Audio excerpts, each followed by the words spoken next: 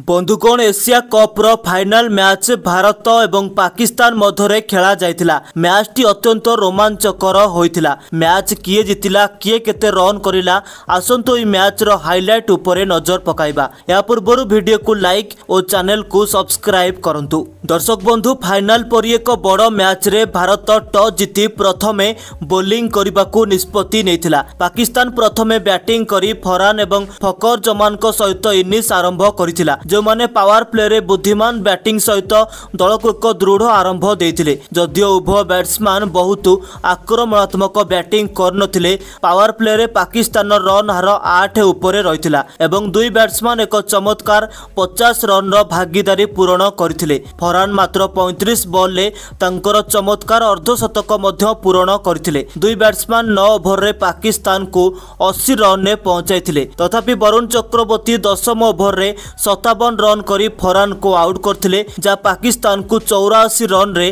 प्रथम बड़ झटका देथिला। तापरे फकर जमान को समर्थन करबाकू साम आयुब बैटिंग करबाकू आसीथिले एवं दुहे एक चमत्कार भागीदारी मध्य गठन करथिले। किंतु तापरे 13तम ओवर रे कुलदीप यादव चमत्कार बोलिंग करी साम आयुब को 14 रन रे आउट करथिले एवं 113 रन स्कोर रे पाकिस्तान द्वितीय बड़ झटका पाइथिला। तापरे फकर जमान को समर्थन करबाकू मोहम्मद हारिस आस्थिले किंतु सेमानंकर भागीदारी अधिक समय मध्य चली पारिला नाही एवं अक्षर पटेल 0 रन स्कोर रे मोहम्मद हारिस को आउट करथिले। या परे सलमान आगा फकर जमान को सहित जोग देबाकू आसीथिले एवं दुहे एक दृढ़ भागीदारी गठन करुथिले। जमान तांकर अर्धशतकर निकटतर होइथिले तथापि तांको मध्य 46 रन रे वरुण चक्रवर्ती द्वारा आउट करा जायथिला जा पाकिस्तान को 126 रन रे चतुर्थ बड़ झटका देथिला। या परे दर्शक बंधु पाकिस्तान गोटिए परे गोटिए विकेट पड़िबारे लागिला। अक्षर पटेल कुलदीप यादव एवं वरुण चक्रवर्ती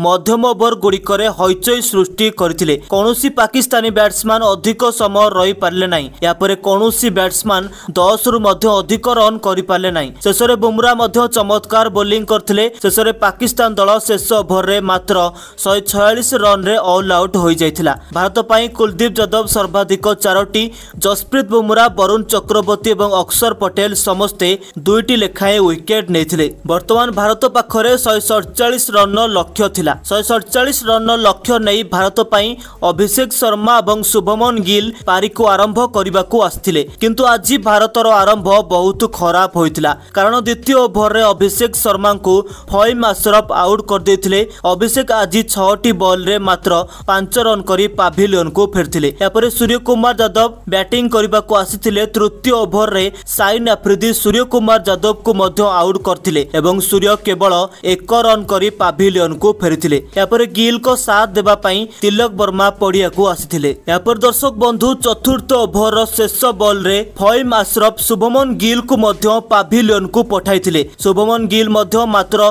10टी बॉल ले 12 रन करी आउट होइथिले। भारतर 5 ओवर खेल शेष सुधा 25 रन रे मूल्यवान 3टी विकेट खसी सारिथिला। या परे तिलक वर्मा एवं संजू सैमसन किछि समय पई भारत दलर स्कोर को आगो को बढ़ाइथिले। उभय धीरे धीरे बैटिंग करिथिले। उभयंक मध्यरे 50 रन रो पार्टनरशिप मध्य होइथिला। या परे 13तम ओवर रे अब्रार अहमद संजू सैमसन को आउट कर देथिले। संजू सैमसन 21 बॉल रे 24 रन करी पाभिलियन को फेरिथिले। या परे तिलक वर्मा एवं शिवम दुबे बहुत भलो बैटिंग आरंभ करिथिले। या परे स्कोर मध्य द्रुत गति रे हेबा आरंभ होइथिला। उभय बैट्समैन चौका छक्का मारिबा आरंभ करथिले। किछि समय परे तिलक वर्मा निजर अर्धशतक 40टी बॉल रे पूर्ण करथिले।